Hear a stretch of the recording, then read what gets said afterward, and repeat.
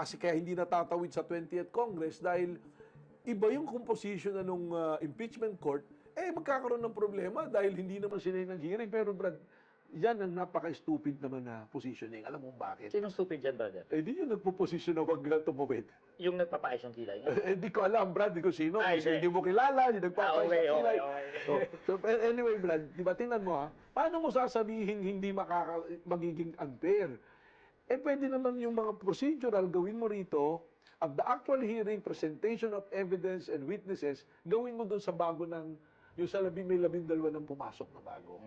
So, maririnig pa rin nila, mahihil pa rin nila. I mean, hindi na to legal for practical consideration na to, di ba? Sabi mo na nga yung due process consideration.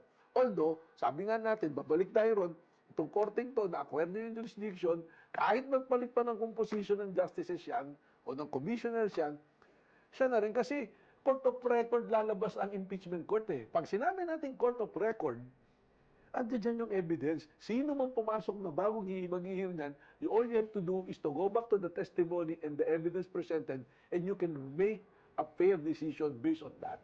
Court of record ng impeachment court, brother. Oo, tama yan. Hindi masyado pang nabanggit ng mga expert yan, Brad. Sa atin lang nila narinig. Sa atin lang yan. Secret lang yung Ayos yan, brother. Brad. Bigyan natin sila ng tip.